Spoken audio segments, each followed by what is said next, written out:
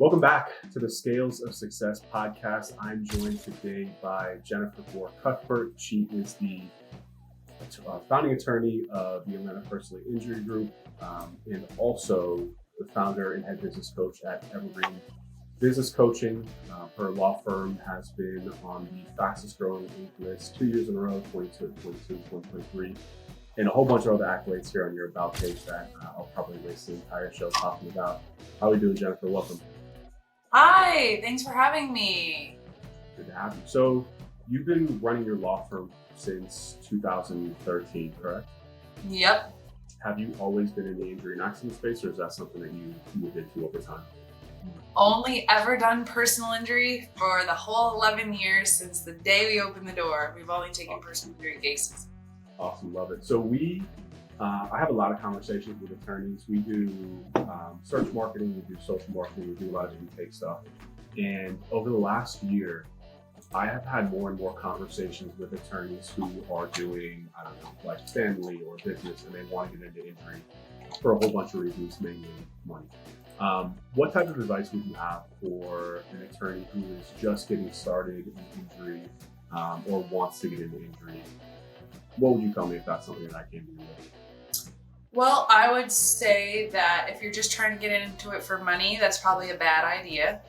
I have lots of friends that own multi-million-dollar family law firms. I don't know if you know this guy, Sterling. You know, he's really big on LinkedIn. He's got like a $20 million family law firm. I think you could pretty much make a lot of money in almost any area of the law if you really got dialed in and figured out the business model. I think it's a misnomer that you can make a lot of money in personal injury. I think that we just tend to have a ton of people who've done it who maybe are the examples, but if you don't think that there's someone crushing it, there's somebody out there that owns a $40 million immigration firm, you know? It just, you have to seek that out and figure out who's figured out the model, you know?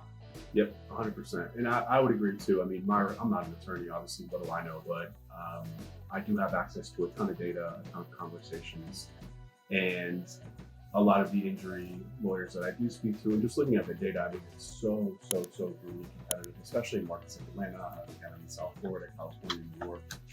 The markets are really competitive, which also means really high cost to entry, right? Again, I think people do look at the end ticket price of some of the cases that they might win. I mean, we don't want to build a business on one-offs. I mean, if you see somebody, I have somebody that I know that just got a $75 million verdict, only $1 million of it was collectible. Some of the data is very misleading. Like if you get a $100 million verdict, I want to know how much you can get in your pocket. Like none of that matters unless it's money in the door, right? And then also, we don't run a business on outliers. Those are outlier things. And a lot of personal injury firms only survive because they have outliers. And, you really would prefer to not have a business that's contingent on solely outliers. You would like to have a business that's profitable on bread and butter cases, What make up your bread and butter cases? I mean, like for us, the insurance limits here in Georgia are $25,000 in terms of minimum coverages. So you have tons of cases that are worth $25,000 because a lot of people that cause wrecks have a $25,000 policy. So you got to be thinking a ton of cases are going to be $25,000 cases, not $25 million cases, But I think it's all about efficiency in personal injury, and family law is almost the opposite. Family law is taught or incentivized. The slower you can go, the more you can bill, the more time you can take, the more issues you can dig up, you're financially incentivized. Personal injury, workers' comp, contingency practice areas, we make money by how fast we move. The faster we can get these cases done, the more profitable they are. So it's a complete shift in mindset, moving from family law to personal injury. Yeah, 100%. I mean, I work on the acquisition side, and we do, to your point, we work with some family lawyers that are making a lot of money, doing very well, servicing I think also surfacing a part of the law that's very personal to them. One guy that we work with works on father's rights. It's something that he went through his kids and was able to build his entire brand and message around it. And he feels it. We talk to him, he feels it, he's been through it, he understands it. And that translates into his business, which we've been able to also then leverage and parlay into marketing messaging and acquisition systems for him. But something that I see in like a family law versus injury law is from a customer and a client point of view. In family, that person could start that journey, right? If I'm fighting with my spouse, I might be searching for information on that 3 years, 5 years. Oh, it's a long sales cycle. Yeah, very, very long. Very long sales cycle, but when they sign up, you get paid immediately. When we get paid 12 months after we've been working on their case. Yeah. So, we need to think about every single one has different pros and cons. There is no I just think that number one, I don't believe that there's a saturated market. I don't believe that you have to worry about what the competitors are doing. I've never worried about any of that. You have to make yourself stand out and be unique. And so doing father's rights, that's very unique. Not everyone is going to take that approach in their firm. If you have a message that people resonate with and you're loud and you're yourself and you're unique and you have a point of view about things, it doesn't matter what anyone else is doing. It truly doesn't. So if we take that and apply to the injury space, right? Because I do agree with you, right? When it comes to family and also again on the marketing side of you, from a content point of view, there's much more to talk about from an interest. It's such an emotional thing that you go through between if you have kids, if you're going through the process. There's so many thoughts, feelings, emotions that come up. That from a marketer, I know as a marketer, people make decisions based on emotion, not based on logic most of the time. So the more content that you put out, the more layers from a family, right? But we talk about injury, right? And this is something that I found you through social media. Chris, a lot of other people that we have mutual connections with in the space, right? So I saw you, Bob Simon, I've talked to him. So I've seen you on a lot of different accounts. So I've seen you in a lot of different places, right? But when it comes to injury marketing, right, especially from a content, social point of view, there's not a whole lot of topics that are of pure interest to people. How many times can we really talk about what to do after you get in a car accident, right? So talk to me about your strategy and your approach to differentiating yourself and how you're able to create so much content that transcends just talking about I broke my neck, what do I do next, right? Talk to me about kind of your process and your approach to your marketing. Yeah, so I do agree with you that personal injury is not someone's personal interest, whereas relationships and love is since I've been 16 years old, those are topics that people write about in magazines and they're very juicy. And so it does pose this dilemma in areas of law like probate and I even think criminal is easier to market in some ways because people actually like following that stuff. What I've decided to do is from a marketing perspective, we did an experiment 3 years ago where we broke the business into 2 categories basically. And we said there's Atlanta Personal Injury Law Group, which is a brand, and then I am a brand. So Jenn Gore Lawyer is a brand, and probably the marketing that you got enfolded into or brought into has been more about me and the Jenn Gore Lawyer brand.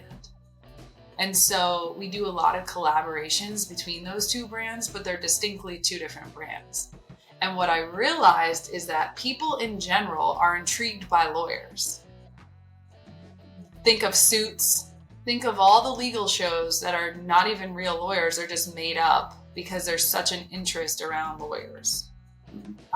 So if I could take you into my life and see me shopping for suits, and me talking about my personal life and me as a lawyer gave me a lot more creative freedom. And the reality is everyone every day is looking to get dressed or go to the gym or whatever. There's more relatability in me as a lawyer and a brand than maybe in the law firm. And what would you say to attorneys that maybe are a little bit gun shy when it comes to putting themselves out there, right? do you think that, because I go through it all the time. I mean, so, again, there's certain things that I think agencies are really good for that you outsource to an agency, but then there's certain things that have to be handled by your brand, right? I can't get on your Snapchat story every day and post. Like, that's something that has to come. There has to be a certain level of willingness from the law firm to be able to do that. And you know lawyers better than I do. But, a lot of people are not willing to do that. So what would you say to them? I mean, because you also if you're not willing to do that, then you don't get to have the results I have. Like, it's like a level of you're in a area of law that is challenging to market from an interest level. So this has been my creative experiment. You don't have to do it. I mean, the reality is I'm willing to do different and unique things. I'm willing to be vulnerable. I'm willing to share personal things because I think that it's created an opportunity magnet for me. Like, you can't even imagine the things that have come to my life and the opportunities from being that level of sharing. Like, I had a vision. I wanted to write a book. Literally, I got a call out of the blue. They're like, we're putting a book together. We'd love for you to be a co-author. It was definitely because of my personal brand. And it was so easy. And then I became a published author. And then you get like all this street cred just for being a published author. And I literally, all I had to do was write my chapters. So was this something that came natural to you, or was it something that you had to push, maybe get a coach to help you out with? Or was it something where one day you were like, like, I'm gonna start sharing because what part? Just the social media content that you create, your willingness to share your whole, I don't want to say your whole life, right? But your more personal life, right? I mean, I've friends with you on Facebook, I've seen your kids, I've seen you're traveling, your work, your office, you're in the gym. Was that something that just kind of came natural as social media developed, or was that something where one day you were like, I have goals, I have a vision, and I know that the only way to get there is by overcoming this, whatever. So I was always someone who took a lot of pictures. I can remember, like, back in the day, I always took a lot of pictures. I always liked documenting my life. But there was a period of time where Alexa, who works for me, I was hiding out. And I think a lot of people are hiding out. I was like, they wanted me to be on the billboards. I didn't want to be on the billboard. I'm like, it's about the firm. It's not about me. Like, I had this whole story about how it's not about me. And I remember I started going to mindset coaching and just doing a lot of personal development. And you start to see, oh, I'm hiding out. Like, I feel uncomfortable on camera, like, and it's so far in my past now. Like, this is like 5 years ago, where it feels even weird to say that. But I went to a hypnotist. I went to go like do all this coaching. Like, I started getting, like, the hypnotist did this thing where like they make you feel not scared to go speak in public. Because I just sense, like, when I'm speaking in public, I don't love how I feel. So I was like, I'll try this. Why not? I went and got Invisalign. I straightened my teeth because, like, when I was on video, I didn't like the way my teeth looked on the camera, and I had braces, but I just would let them go. I started getting a trainer. I started just like, I'm building myself to be somebody who I'm very comfortable on camera. That is actually a process. I want to look at myself on camera and go, what are the things I want to change? And I just started changing them kind of subconsciously, kind of with a plan. I hired a stylist. I was like, I have no sense of style. I have no idea what I like to wear. What is my brand? You're basically building a brand. And, maybe people think that's strange, but it has been an amazing journey. And, I don't know if you follow Tony Robbins, but he says, I built Tony Robbins. I built Jenn Gore. Jenn Gore is a reflection of my values, what I like.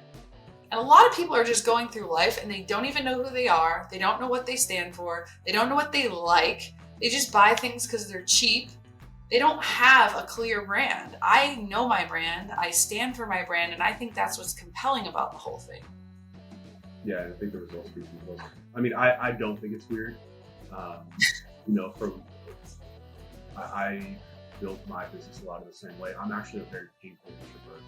And to this day, I don't use Instagram. I actually had it deleted for 4 years. It was never really too personal for me, but I found other avenues, YouTube being one of them. I've been YouTubing for 15 years now.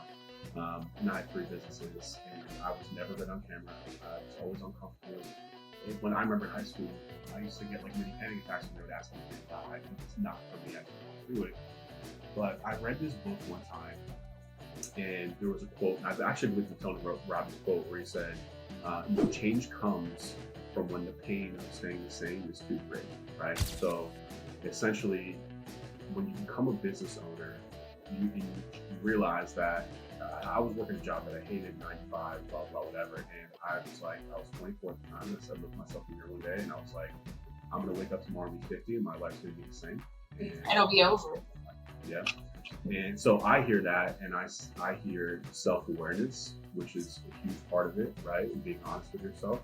And that is actually a sign of very high emotional intelligence. So it's not weird to me at all. Most people lack EQ, and they lack the accountability or, the willingness to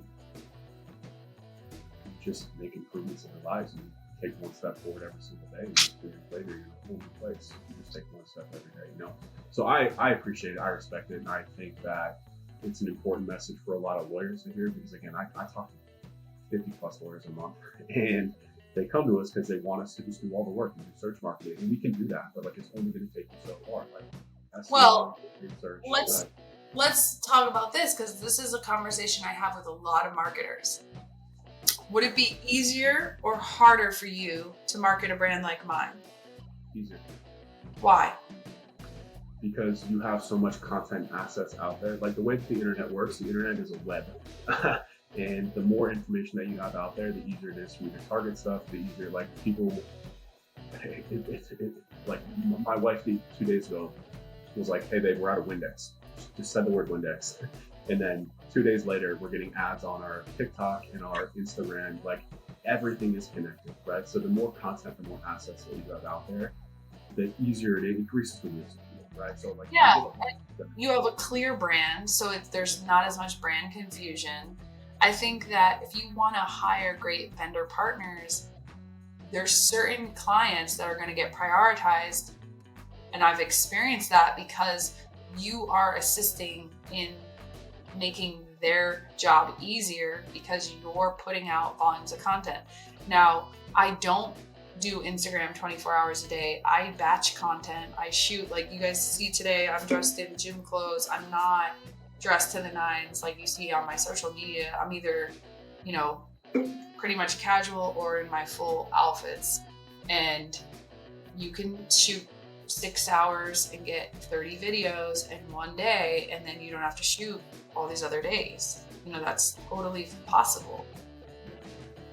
So yeah, it's much easier. It's so rare finding an attorney like yourself. I think it's very much so, and that's why it works too, because the legal industry, and I don't mean this in a defensive way, but the legal industry lags 5 to 8 years behind the rest of the business market in terms of marketing, in terms of tactics, which in a way for me is better, because a lot of the tactics that I know have worked for the last decade still work very well. We don't have to worry about cutting edge things because there's so many attorneys that are unwilling to do. It's a competitive opportunity. Yeah. That's I'm hungry. I think that's one of the reasons I did it is okay, maybe I don't have $12 million to spend on TV, but I can do this. And I know that it's going to make people uncomfortable and they're not going to do this. In addition to that, it's been really compelling and rewarding to be able to share your life and connect with people. And, I thought, okay, I had gone pretty far and I had really grown a lot. And then, in this last year, I've been going through a totally another journey. I've been going through my divorce, and I was such a public figure in a way that I couldn't not address that in my content. And so, getting to share your life and your struggle, I feel for a long time, my content was just all about winning and winning and winning. And it kind of gets a little flat. And so actually being vulnerable and sharing with people like some of the struggles of your life has been really rewarding, in fact. And I resisted it for so long. And so, sometimes you think about the thing you're resisting is the thing you need to do. And people have really embraced me through, like, people like to see people be real, Because, especially because social media, especially Instagram, is just filled with, the magazine version of people's life. That's usually fake. And it's kind of like what I call the TikTokification of content, right? Like the reason why TikTok is, to me, like like I said, I don't use Instagram anymore because I don't get any value off the content that I see there. But TikTok is the content that's fed on TikTok is much more native, it's much more organic, it's much realer, it's much more authentic, right? You get much more stories like that of people that are just sitting in their car talking to their camera for 2 minutes telling a real story versus, high gloss video or picture that with a caption, which is fine. The different networks have different things, but that type of content is definitely what resonates with people. It's definitely what people want to see, especially no one know about what's happening in our country right now. Not everyone's winning. Most people aren't winning, and I think it's much more relatable. But like somebody told me this story yesterday, and they were like, life is like a roller coaster. Like, imagine if you were only going up on the roller coaster. Like, you're just going up and up and up. It kind of would get boring, right? Yes. Like, where is the peaks and the valleys? Like, when you go down, there's like a rush, and then it's like the climb back up, right? And so we've got to get out of this mindset. Like, the biggest lesson I've learned is, like, first of all, being brave. Okay, going out on camera, being brave in general. I feel like we're brave when we're going through law school. You got to do a lot of really hard things. But you can get into a pattern as a well-paid lawyer of not living a brave life. And just doing things that are comfortable and sticking to your routines and not taking any risks. And one day you wake up and you go, I haven't done anything brave in like 3-5 years. My life has like hit a plateau. And so, like, calling yourself to live in a way that's more brave, to do things that make you uncomfortable. Once you start doing it, you want to do more. At least that's been my experience. I'm like, I went and drove Porsches last month. I went to Paris for the first time. I'm like, what am I? Okay, something seems a little edgy. Maybe I should do it, So just kind of like wrapping up on the customer acquisition side of things here. So obviously you're all over social, right? We just talked about the content that you create, the authenticity of it. I also heard you mention billboards, right? Like, talk to me what else, and also kind of like the progression over time, right? So take me very high level from 2013 to now in terms of what are some marketing advertising things that you've done over time? How has it evolved? And what does your marketing look like right now? The biggest challenge I see for any law firm, because I consult about 15 law firms around the country, is there's no plan. There's no plan, actually. They don't have a sense for their cost of acquisition on their digital marketing. They don't have a sense for which marketing is bringing in clients. They don't have a sense for any plan of what money this marketing is going to bring in. And I think that's really a basic level to start. My CMO at this point, I've worked with her for 5 years. I used to build the marketing plan when we first started it. Now she builds it, and she basically has to present it to me in December, and she pitches it, and I can, like, with the leadership team, like, say, well, we want to do more of this, we want to do more of that. But she knows from our SEO spend, from our pay-per-click spend, from our Google local services and lead gen stuff we do, what is the cost of acquisition? So if you only have an extra $2,000 left to spend, how do you want to allocate those dollars? Like, do you want to do more pay-per-click? Do you want to do, more lead buying? Like, do you want to do more Facebook ads? We do Facebook ads. So all the content we're creating, once you go to our website one time, you get in our funnel, and all of our ads, then our organic social posts can be turned into ads that we target. It's like a retargeting campaign, and that's really low cost. So I love digital marketing because I'm more of a futuristic techie person, Billboards we do, but in a very strategic way. Like we do a lot of them around where I live and where our offices are, because we already have people in those areas that know, like, and trust us, and it kind of keeps us top of mind. Like when you're driving to the office and you drive right by my billboard. Also, it tends to like create this buzz. Like my neighbors will always send pictures like in front of my billboards. And I think they like want to tell people like, this is my neighbor, Jenn, you know, and they post it. And so it's like, if you can have some kind of strategy of how you can leverage that. Plus we leverage our billboards in social media. But billboards to me are still like something that I'm not 100% sure what our cost of acquisition is, because it's a multiple touch point thing. Yeah. And I also have the concern that, you know, billboards in the old days when people didn't have cell phones, where are people when they're sitting at a stoplight? They're looking at their phone, unfortunately. They're not looking at the billboards. So I think they're less effective than they were when we didn't have cell phones. But I don't think they're not working. I think that it's like subconsciously you drive by it every day and it primes your subconscious mind. I still think social media is way more effective than billboards, because people are spending 7 to 8 hours a day on their phones, statistically. Those are many billboards, you know? But we never want a marketing campaign that's one-dimensional. We should be doing 20 different things. We don't have all of our eggs in one basket. And we should be doing back-end marketing, like newsletter, like sending cards to people who've sent you cases, doing like campaigns that you can execute with your in-house team to thank referrals and to like push referrals, right? There's lots of back-end channel marketing things that you can do when you have a marketing team.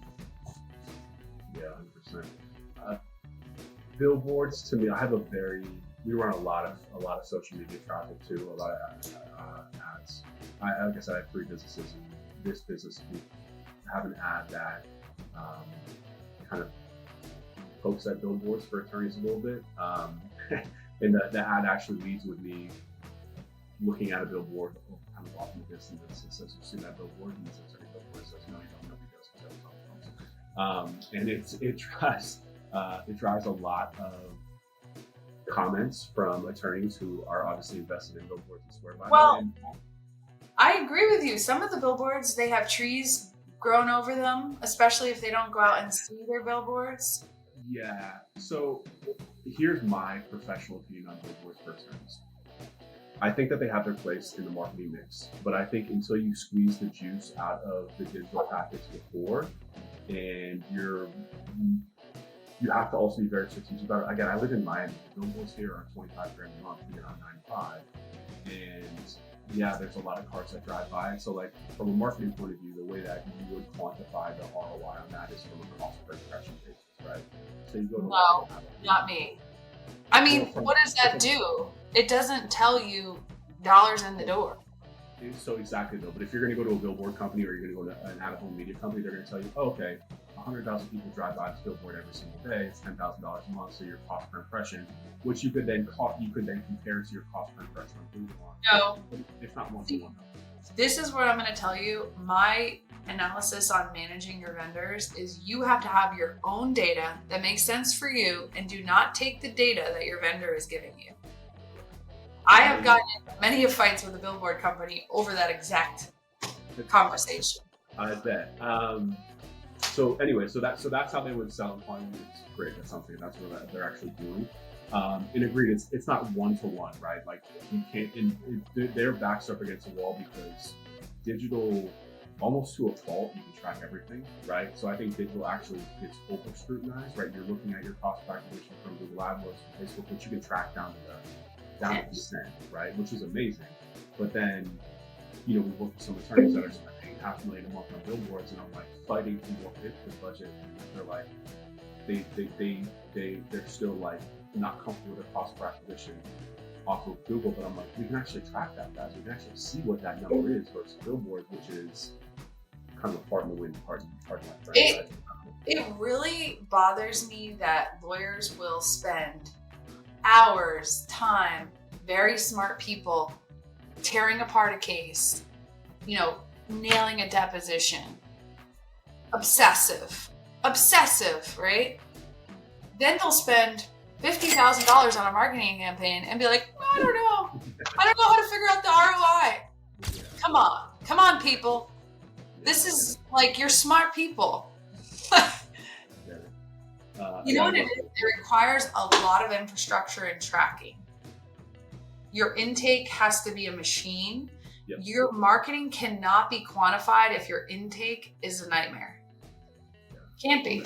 I'm going to clip that because so we've traditionally done mostly search marketing, but more and more for all of our clients, we require them to go through an intake coaching process with us, because what we found is that we go month to month on all the contracts. If I don't make you money, I don't listen. That's kind of like our big pitch, right? So, but at the same time, me driving a phone call to your law firm, regardless of the price, if you don't close it, what ends up happening at the end of the month, the attorney's like, oh, we got 300 phone calls, but they were all bad. And then I audited it, and I'm like, yeah, you didn't pick up half of them. You didn't pick up half the calls. You just said it. You see it every day. And I'm just telling you, you want to know how to do more marketing. I got 1,000 more marketing ideas. But what I see with the people I'm coaching, what you see is that they have a hole in their bucket. And there's no reason to do any more marketing efforts if your intake game needs a lot of improvement. 100%. To the point where I had this conversation with my partner last month. I was like, we should probably just become an intake coaching business, because 100% of law firms have intake and lead intake. Not all of them have SEO or SEO, right? But like literally 100%, no matter what size of law firm, your intake can be improved. And it's because the more I've gotten into it and realized is that, there's kind of your point, right? There's certain things that attorneys are amazing at, but a lot of them were not trained on sales, right? Or a lot of them kind of have a bit of an ego, and they think that they're Wall Street, and then we audit their calls, and we're like, we can't put you on a call anymore, guy. Like you're not helping us out. You're not helping the business out, because you're not asking the right questions. There's no empathy in your phone. Like you don't really know what you're doing. Like sales is a process. We need a sales process. We need to baseline something. We need to build it over and over and over. We need to practice it. We need to test it. So yeah, I totally agree. You just when you're on the call with them, you just ghost call them. You say, hey, let's call your firm right now. Really and they start sweating because it goes to a voicemail or you get passed around. I mean, that is how I've gotten through to the people I'm coaching. I'm like, whoa, your intake is great. Let's call them right now. And especially after hours, weekends, it's terrible. You're spending all this money, all this time, and these calls are not being answered. We know in my field, if it doesn't get answered on the first time, it's a 70% drop in ability to close. Yeah. And we won an award this past year for 2 years in a row. There's this guy who does this, like, where he ghost calls 500 firms. And yeah, like we were one of the ones with the fastest answering. And I'm going to tell you, that has been our competitive advantage. You talked about a saturated market, all this. Do you see, I told you, I don't believe in any of that, because there's very few firms. I want to say maybe 10%. I think that might even be generous, that are answering their phones effectively. Yeah, I totally agree. I have a question for you on the coaching side, just because I come across this a lot. So this is really from my knowledge, right? I come across a lot of injury, especially attorneys, that refuse to not do their own intake. They refuse, no matter what their size. We have a client doing $15 million a year, and he still refuses to not take the calls. And like the owner, or he has like an intake team, or what? He has a call answering service, but it's really more for after hours. He does like, there's no screening, there's no nothing. He's like, I want to talk to everybody. I'm the best salesperson in the world. Blah blah blah blah blah. And I'm like, look, we got to get you out of sales, man. Business 101, I don't care what business you're running, it's any sort of lead generation business. The owner will always have some sort of role in business development. Don't get me wrong. But like, you should not be taking 500 phone calls a month. No. Especially it's when not sustainable. 95% of them are tired. Like, that's just the nature of the injury business. Like, a large majority of phone calls you're going to get are garbage. And what's going to happen is you're going to get burned out. And then you're going to go back to your marketing and be like, these are bad leads. instead of understanding that you have to sit through a lot of dirt because we're diving into space. And if you're just taking 5 consultants that are all qualified, then we're cooking with gas. So like, do you come across that, just out of curiosity, when you're coaching, do you come across a lot of founders that refuse to move up the intake process or the sales process themselves? Yeah, I would say that, there's a lot of ego in that. If there's anywhere in your business where you think I'm the only one that can do this, you have more of a practice than a business, and you have a big ego, and you need to get some assistance with that. You need to do some personal development, because even if I'm the number one closer in my law firm, I'm not the number one closer when I have the flu. I'm not the number one closer when I'm in Paris. Like, I want to have freedom, and I want to have a life, and I care about that more than being the number one person in any role in the firm. Yeah. And, a lot of people that go into the law, they are very ego driven, and the law kind of promotes that. And you've got to check your ego, and you've got to get in control of that. And you need to honestly hire people. I promise you there's better salespeople out there than you as a lawyer. I mean, I have a ton of amazing people in my firm that can close cases. And if they have an 85, 90% close rate, I mean, that's really good. If you're measuring and tracking all of our team, we know their close rate, and it's measured daily. And I think more of the fear where I used to be anxious about like letting go of the calls, and it came from a place of like, I remember when I would only get like 1 or 2 calls, a week. And I remember thinking, okay, if I'm the highest closer and I only get these few shots, like I want to make sure we sign these cases. But then like over time, whatever you're doing at the very beginning of your firm, it's not the thing that's going to get you to the next level. So speaking of your team, just kind of final question here. It's on your website. Your team is all women? No. Oh, okay. Just the picture that I saw. Okay, I was going to say that's pretty impressive. We have a lot of women. Our whole leadership team is women. I don't know what picture you're looking at, but we have men in our intake team. We have male attorneys working there. But maybe you're looking at our leadership team. Okay, yeah, it's the Inc. 5000. I have like 1,000 tabs open. Sorry, I was preparing everything before, but I saw like 25 women picked up with him. That's really impressive. It's a full women team. We do not deny any amazing men. Now, I will say is sometimes it's a challenge to get a really dominant guy to come work for a pack of women. I mean, we're here. We're taking applicants. I'm waiting for you. Come work here. I love it. Either way. Awesome. Well, Jen, look, I really appreciate your time. I know you're busy, traveling across the country, speaking at conferences, running a high-power law firm. I appreciate your time. Yes. I love it. I'm enjoying following you along, and we'll continue to follow along. So I appreciate your time. Tell the people one time where the best place to find more information about you is. Thank you so much for having me. I love this podcast and the work you're doing at spreading all this great knowledge. People can find me at www.atl Injury Law Group. You can find me on all the social media channels, TikTok, Instagram, LinkedIn. And my email is Jennifer@ATL Injury Law Group.